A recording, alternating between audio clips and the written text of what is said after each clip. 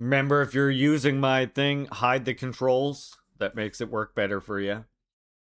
Here we go. Juche Gang News for today.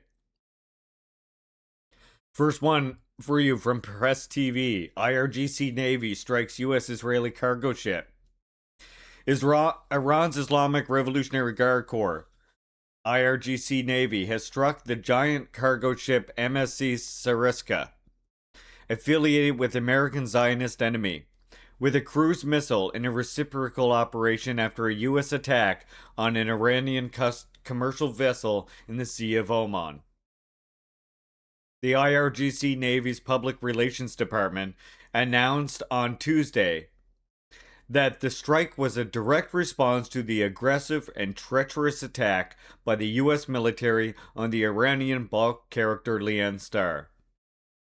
In response to the aggressive attack by the terrorist and child killing U.S. Army on the Iranian vessel Lian Star in the Sea of Oman, the IRGC Navy conducted a reciprocal attack and struck the MSC Sariska with a cruise missile, the statement said, as carried by Serap News.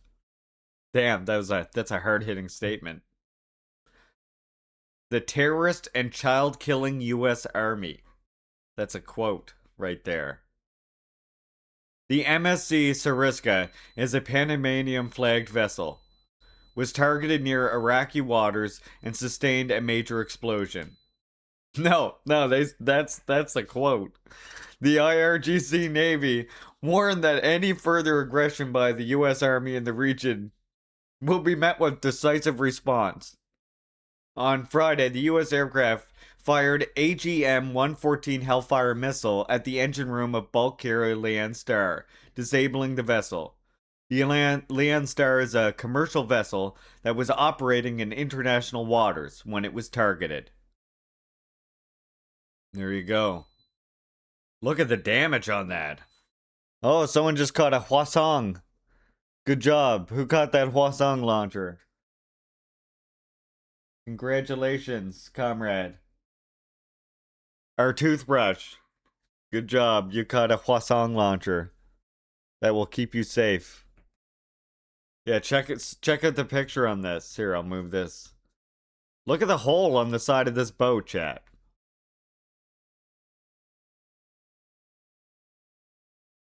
That's gotta hoit. You know, I gotta say it once per fucking stream. I can't help myself.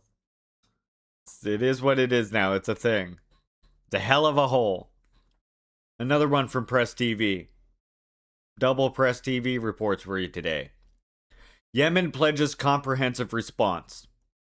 Yemen's Ansarullah Popular Resistance Movement says the Israeli forces deployed in Lebanon will remain vulnerable to attacks carried out in solidarity with Lebanon and its Hezbollah resistance movement until their complete withdrawal.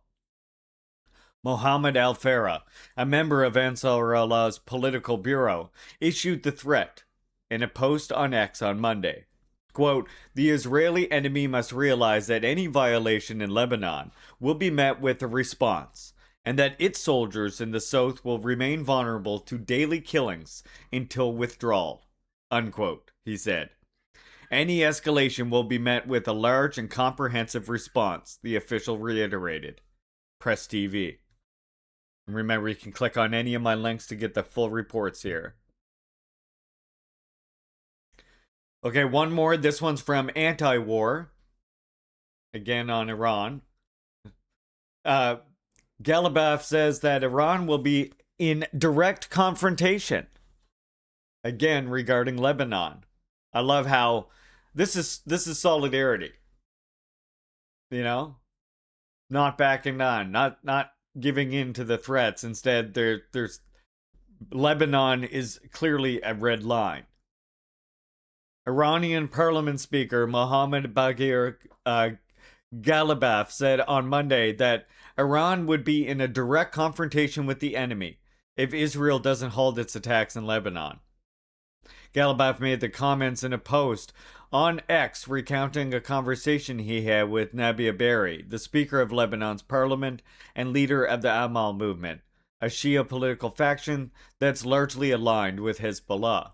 Quote, in my conversation with my brother, President Nabiya Berri, I affirm that if the Israeli aggression against Lebanon continues, we will not only halt the path of negotiations, but will also be in direct confrontation with the enemy, Galibaf said in Arabic. Long live the resistance, long live the defense of the land, and long live the brotherhood between the Lebanese and Iranian people, he added. Earlier in the day, Iranian media reported that Tehran halted negotiations with Washington over Israel's continued attacks and escalations in Lebanon. Israeli Prime Minister Benjamin Netanyahu announced Israel planned to launch strikes in Beirut's southern suburbs, but appeared to have backed down after a call with President Trump. Iran had also warned that it could target northern Israel if Netanyahu went ahead with the strikes. Trump claimed in 2 posts on Truth Social after his call with Netanyahu that some sort of ceasefire had been agreed to.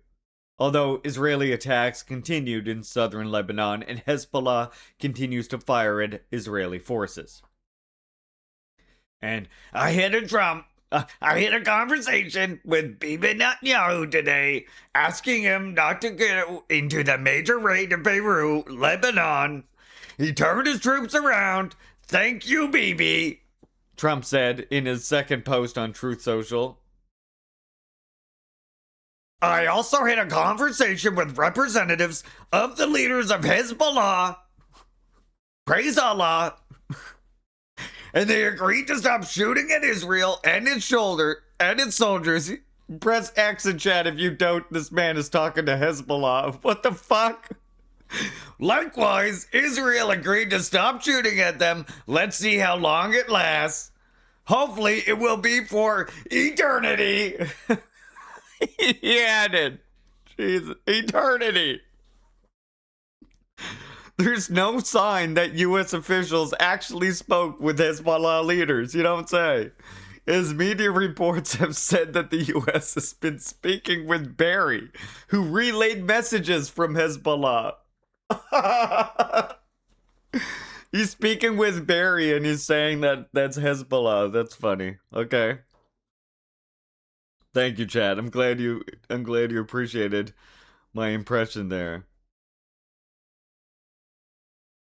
Trying to figure out how Larry has time to maintain his social, stream full-time, hang out with us in PRF and RSVG, write these headlines for us every day.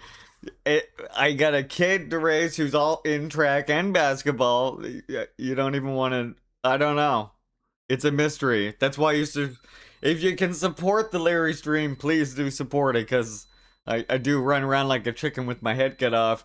Any bits, any donos, any gift subs or subscribing yourself keeps me going at this pace. Without you, I would not have the 3 extra hours. I mean, that's why I love that Trump posts himself Transvox Girl. You know, that's what I find so great about it. Alright, I thought this was a good one, and I do actually encourage you to go and read the whole article of this one later. Tonight. Okay? This one is Defending the Bolivarian Revolution by Workers' World Party.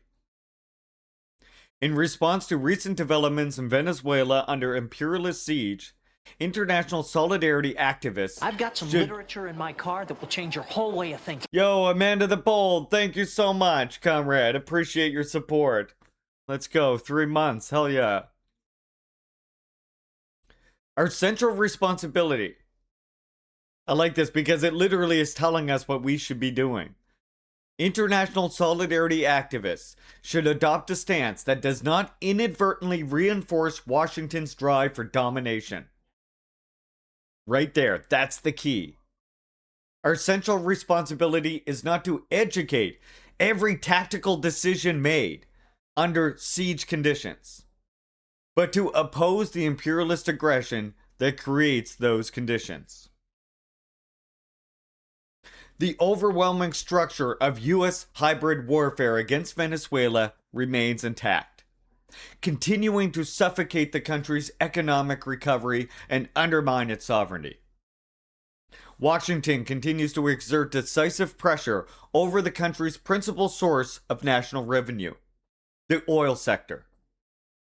It uses sanctions, financial coercion, and domination of the global banking systems, as it has against other targeted states such as Iraq and Syria.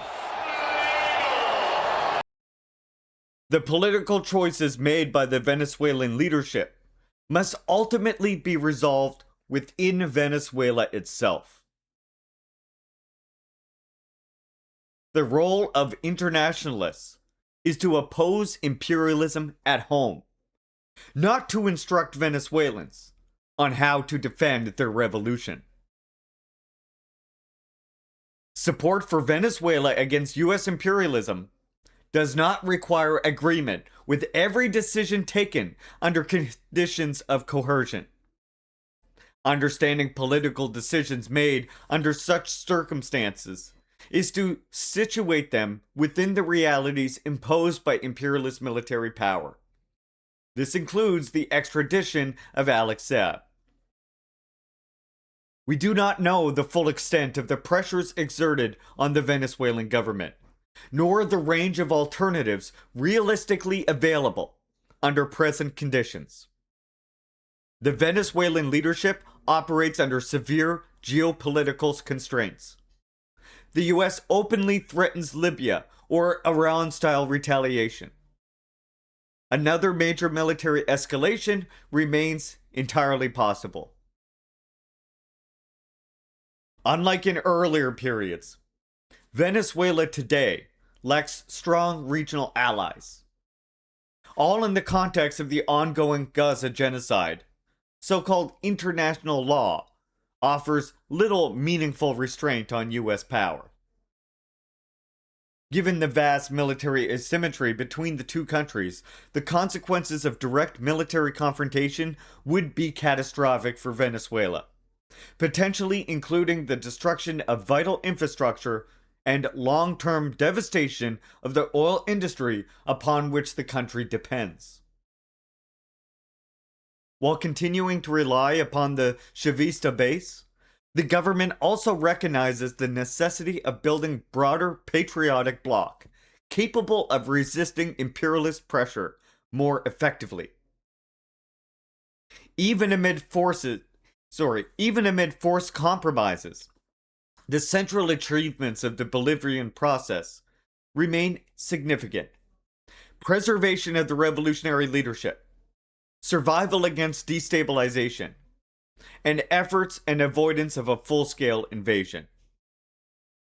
In conclusion, under conditions of economic warfare, military threat, diplomatic isolation, and perpetual destabilization efforts, Venezuela's contradictions cannot be analyzed abstractly or outside the realities of imperialist power. The primary task of solidarity movements within the imperial centers remains what it has always been: opposing the aggression of our own ruling class. Workers' World Party. A very strong argument for why Venezuela indeed remains in the resistance.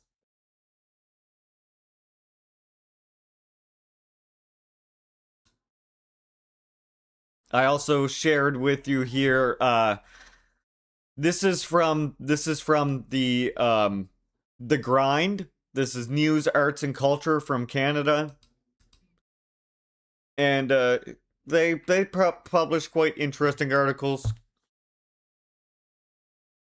in there. And this one here is to celebrate Pride Month.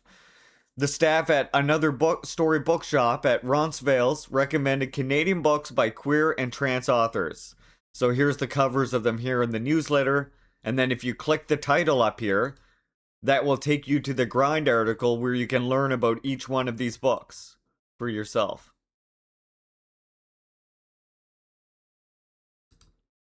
So check it out. Make sure you check that part out in the newsletter. Alright, chat, now we're on to the socialist headlines. Sanctions, threats, the story of genocidal vocation. Under the dubious guise of supposed interest, and this is Cuba, by the way, first, in the well being of the Cuban people, successive U.S. administrations have persisted since the triumph of the Cuban Revolution in their desire to destroy it. To that end, the Cuban economy has been subjected to more than 60 years to the longest and most integrated regime of coercive measures ever applied against any country or government, in the words of Alejandro Garcia del Toro, Deputy Director General of the Directorate General for the United States at the Ministry of Foreign Affairs, during his appearance last Tuesday on the program Mesa Rodonda. Undoubtedly, one of the most crucial points of this hostile and genocidal policy was the new executive order issued by the White House on May 1st, with which they no longer need to lies to hide their strategy of plunging the Cuban people into a crisis that will lead to internal unrest and encourage U.S. intervention. And a little background. This is another one I highly encourage you to read the whole article of. 1970s. Prohibition on countries exporting finished products to the U.S. that contained Cuban sugar. 1970s to present. The U.S. has prohibited companies from third countries from exporting Cuban nickel to the United States. Technology, machinery, transportation, equipment, technological or communications equipment. And then after 1996, with the Helms-Burton Act and its 1992 predecessor, the U.S. expanded its extraterritorial effects of its economic sanctions against Cuba. Through blackmail and intimidation, U.S. embassies worldwide targeted Cuban exports and investments on the island, combining pressure to prevent exporters and investors from engaging in the Cuban economy. Wait, investors? Sounds like a deformed worker state to me. Oh wait, sorry. I thought this was the Trotsky stream that I do at nights. My mistake. Disregard that last statement. Okay, next up we've got Lao. Revisionists! Yeah. Next up we got Lao here. Sorry, it's busy at Langley, as Virgo pointed out earlier, okay? One from Lao now. Lao president meets Xinjiang leaders. Lao President Thonglu Sisaluth met with Wang Hao, secretary of Xinjiang Provincial Party Committee, in Hangzhou, on June 2nd during a state visit to China. The two sides reaffirmed their commitment to strengthening the Lao-China relations under the Four Goods framework and the Lao-China community with a shared future. Discussions focused on expanding trade, investment, tourism, and people-to-people exchanges, including greater use of the Lao-China Railway to improve regional connectivity. President Thonglu encouraged more Xinjiang business to invest in Lao, particularly in tourism and agricultural processing, while expressing appreciation for China's continued support for Lao socioeconomic development. Wang pledged to promote deeper cooperation between Xinjiang province and Lao in trade, investment, and tourism. Later, President Thonglu and his delegation visited Hangzhou Sun Shu Technology Company, a robotics and artificial intelligence company, and Alibaba Group, one of China's leading technology and e-commerce firms. You know I'm an American because I'm an internationalist because I'm an American who uses the metric system. Oh, wait. Hold on. The meme is not complete unless I do this. I'm sorry.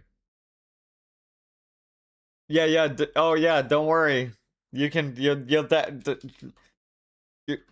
always contribute to all the things at Langley.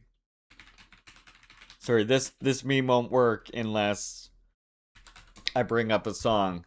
Okay, Comrade Virgo says, "You know I'm an internationalist because I'm an American who uses the metric system."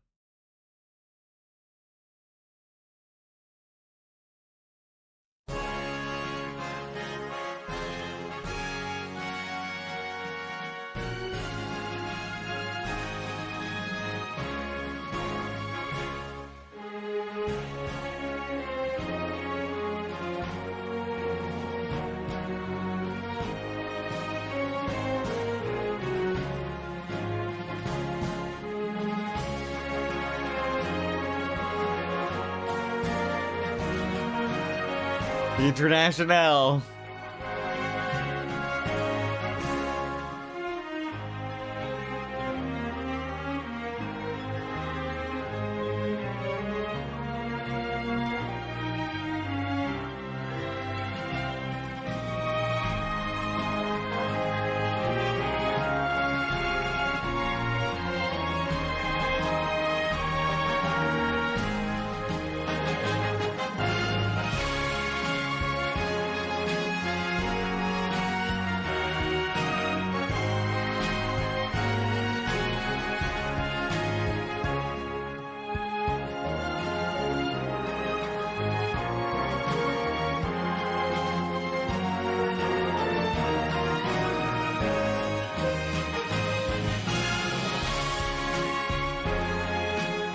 One in chat if you stood up.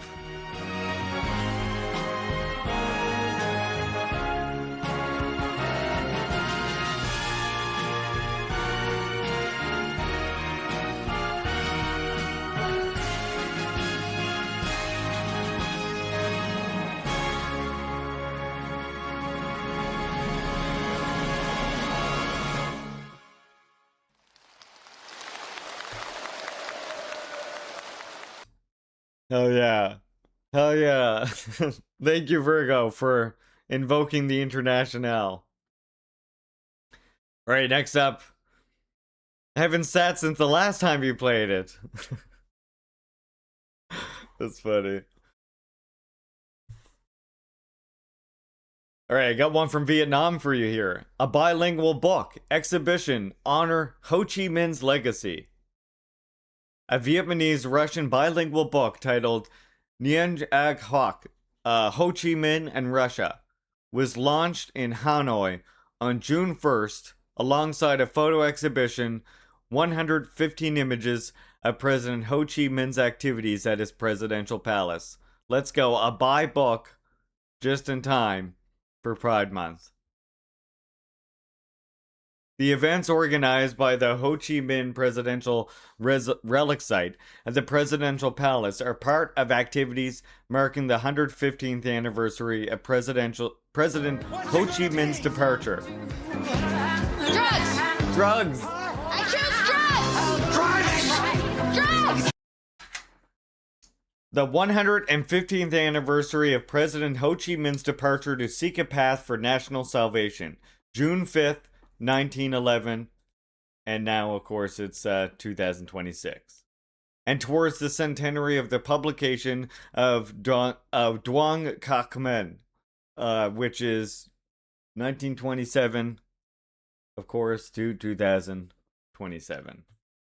And here's some Russian people enjoying the bilingual book.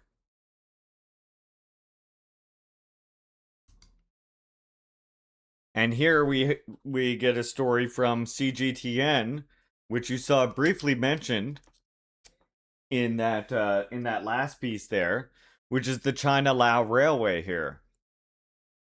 When a refrigerated freight train packed with fresh durians and mangosteens arrived at the Chinese rail station of Mohan after journeying from the Lao border town of Boten on May 25th, it marked a notable economic milestone.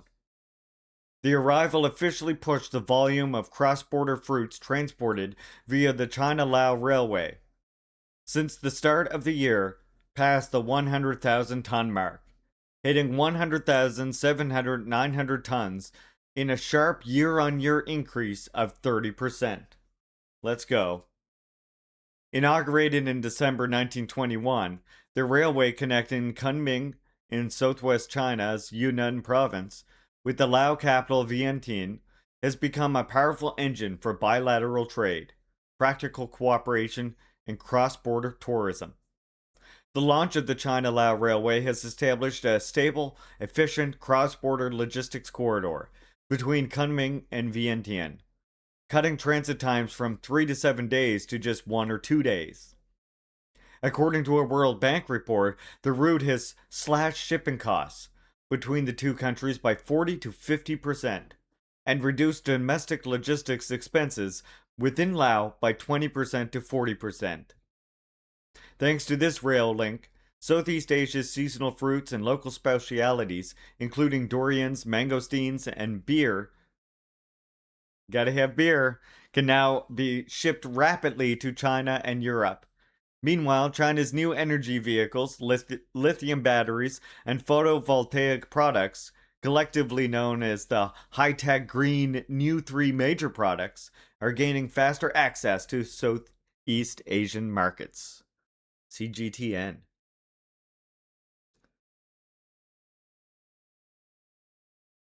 The Dorian train robbery. Yeah, well, I mean, who wouldn't want to? I can understand why that happens. How about this? Here's one that I linked you. This will only be there for a little while, so I do recommend also you check this one out.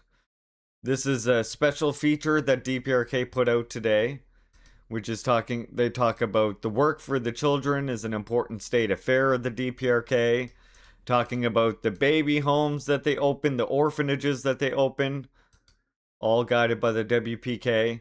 The law that put forward that the state shall make production and supply of nourishing food. This is a law, okay? Think about this. First, I'm going to read you just this one part of this, okay? Look at that streaker coming through. Think about this. This is a law in the DPRK. Enshrined in their legal system is a major law. A paragraph of Article 2 of the Child Care Law stipulates that the state shall make sure that the system of production and supply of nourishing foods for children is established in a well organized way. Dairy products and other nourishing foods are supplied to all the children free on a regular basis, and the best conditions are provided for bringing them up. It's just a law written in your fucking country. Can you imagine? But tell me again about the individual freedoms. The Child Care Law is a subsidy to the law of the nursery and upbringing of children adopted in 1976, and stipulates the order relating to the production and supply of nourishing foods for children, and the provision of conditions for bringing them up. The law on the nursing and upbringing of children, the first law for children, was adopted before the Socialist Law of Labor, 1978, and the law on public health. After the adoption of the law, the number of nurseries increased by 4.6 times, and that of children attending nurseries by 3.6 times in the DPRK in the 1970s as compared to the 1960s, which meant that the country led the world in the absolute number of nurseries. DPRK number 1 in nurseries. Meanwhile, student lunch debt is a thing that exists in Canada and the US, by the way. Mermaid. Exactly. And we're supposed to believe this is the country you're supposed to be scared of.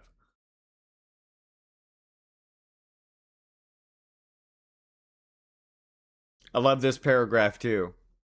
I just want to read the very first part of this part. I recommend you visit this before this page goes away. This is their special International Children's Day special for DPRK. So, when June 1st or International Children's Day comes in the DPRK, all the children enjoy their holiday with joy and happiness amid the blessing of the whole country. That day, streets and villages become brighter and more vibrant, with the looks of children in rainbow-colored jackets, sportswear, and other pretty clothes, in which their parents prepared for the day, going for the venues for festive events, holding their parents' hands flanked by relatives. When sports and amusement games and song and dance performances are held at nurseries, kindergartens, and parks, even passers-by stop to send warm smiles and hearty cheers to the children. Orphanages and baby homes across the country liven up and amid the attention of many people.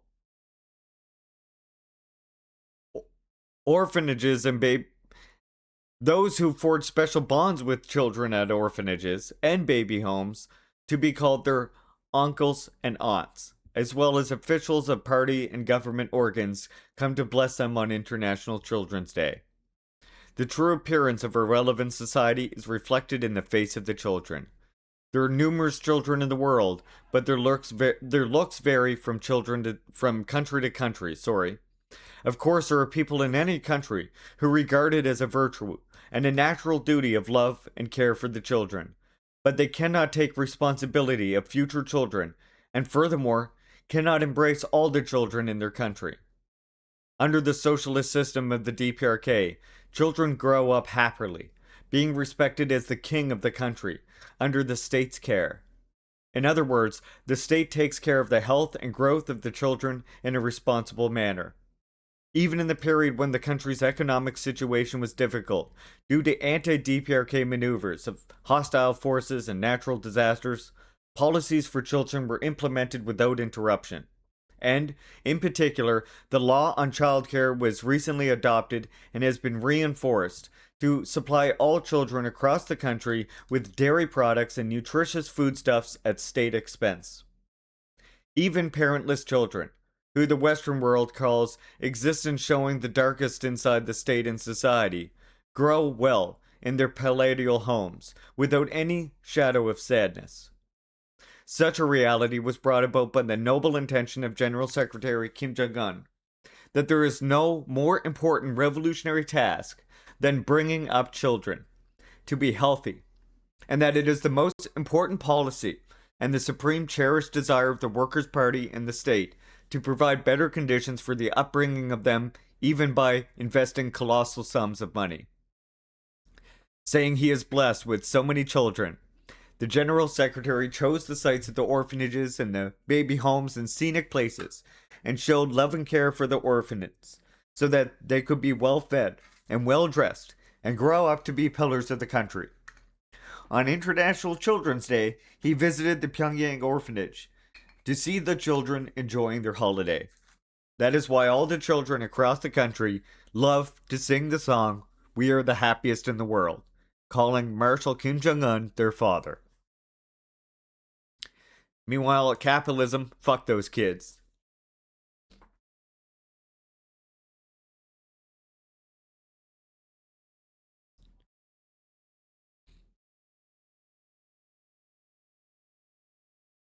I just like this one here. I like this one.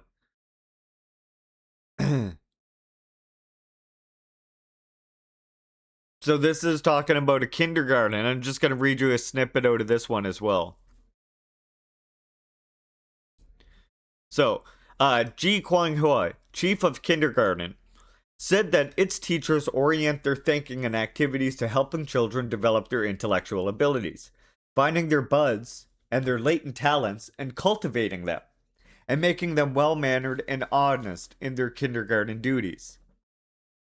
Yeah, Fruits Punch, exactly. As Perenni said, the revolution that feeds the children gets my support.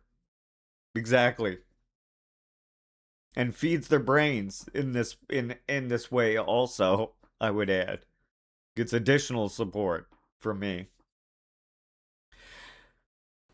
The revolution that feeds the children gets my support. There you go. Thank you, Mermaid. Perfect. The kindergarten improves observation, memory, thinking, and cognitive powers of children by actively introducing effective and advantageous teaching methods. In foreign languages education, it uses melodies of interesting songs so that children can understand the contents of teaching materials with ease and make them practice the pronunciation of words and sentences by playing at them being characters of fairy tales. Imagine your teacher being that's what's remarkable to me about part of the way that they focus on training teachers is training them to understand I guess in contrary to what we are kind of programmed to believe about socialism. Here, everybody gets smashed into this gray paste of commodities. Whereas, in DPRK, part of their whole teaching strategy right now, and why they've set up special teachers training colleges, even for kindergarten and for primary teachers and stuff like that, is because they want the teachers to be able to understand that each kid has individual teaching needs and that they should be able to adjust their various be able to adjust the state 12-year mandatory education plan to meet the needs of individual kids in their classrooms. Like whether some kids will learn better by some of these games, some will do better, repeating the thing over and over again, etc. And I love that they do mention about, like in the last section, mention about literally looking for their talents. Like I said before, the reason why you see so many talented musicians in DPRK who can play these classical instruments, or why you see so many soccer players, is because when a child shows a lot of interest in that, and when they show talent in that, then they have the opportunity without their parents spending any money at all. They just have the opportunity to go to a school that can focus on those abilities, as well as their mandatory 12-year curriculum as well. That's why you have in DPRK a lot of schools that are you have regulars, you have lots of, general education schools, but then you also have lots of schools that will be this teaches the same 12-year education system, but also focuses on soccer, or also focuses on training musical talents, or whatever, training scientists, etc. I love that because so early on, instead of just this gray fucking mass of general education that we get, having an education that tries to identify these areas that you're interested in and then adapt itself to to that is just, it's almost unimaginable, right? It would make it would be probably make it so I could actually finish school. Whereas here it's like you have there's these mandatory credits that you have to get, and if you don't, you fucking fail and you won't even be able to get into a secondary college, let alone try and get any kind of fucking scholarship, which a lot of people need to even think about going to any kind of university, right? We're talking about people that even have the ability to think about going. A lot of people, if a scholarship is not on the cards, university is just not on the cards, plain and simple.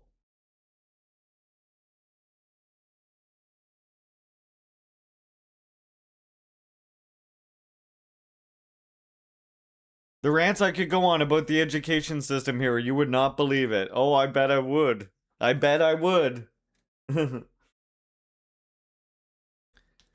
Yes, the link to this page is in the newsletter, and I will share it to you as soon as we're done reading through the newsletter. Sorry if I missed that question earlier.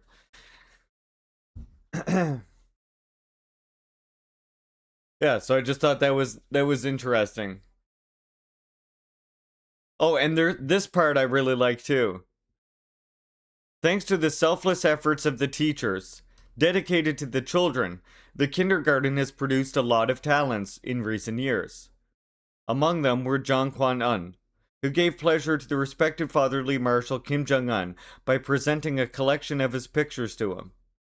Kim Yun-fyong, who won the first place in the 15th National Contest of Kindergarten Children with excellent talents, and Hwang Ri-jung, who won gold medal and a diploma by presenting her clay sculpture Good Harvest at the 6th National Sculpture and Craftwork Festival.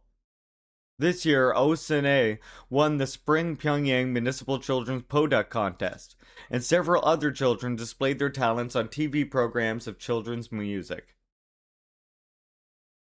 Teachers say that the effective in the education to make children well-mannered and honest, and to have them get into good habits of life, were the method of using cartoons and fairy tale picture books, which interestingly show lessons from life, and that of giving red stars to good children.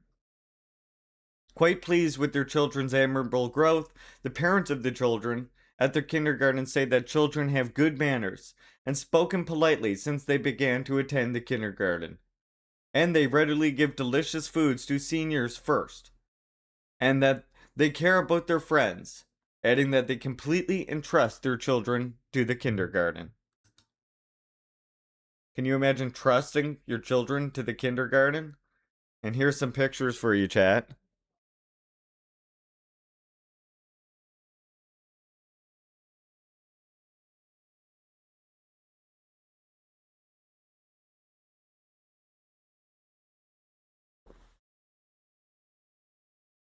There you go. International Children's Day in DPRK. And again, you can get the link to this by clicking here. And you can also click Pyongyang Times to get to another version of it. The title also takes you to that main page.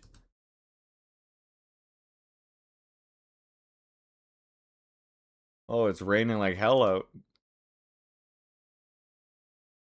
Okay, one last piece for you here, and then we'll watch the DPRK explain video for May, and then we'll talk about this Bill Bland article.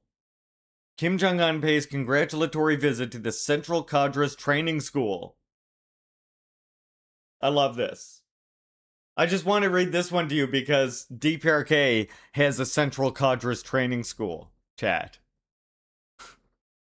The Central Cadres Training School of the Workers' Party of Korea, a prestigious political school of the WPK and the highest seat of training cadres of the party, is proudly marking its 80th founding anniversary in its glorious history.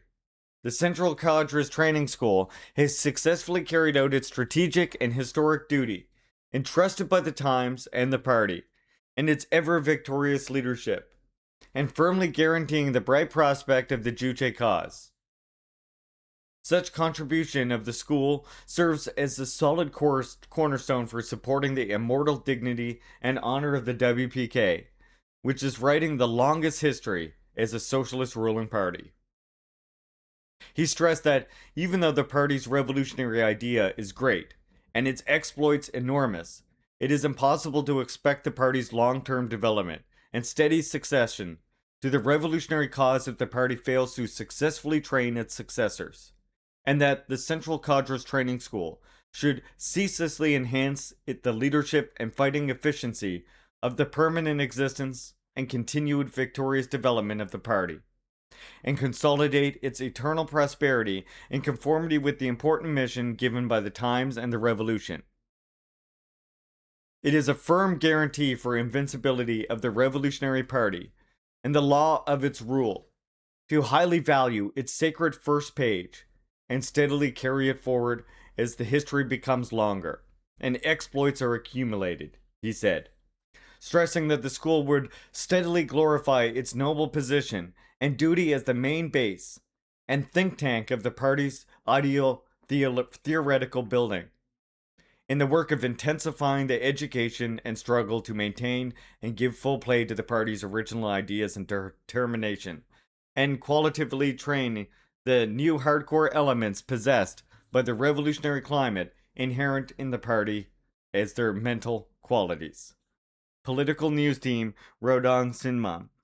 What are you looking to do here, Mimis? I don't know what you're trying to do. And there you go. That is the Juche Gang newsletter for today, comrades.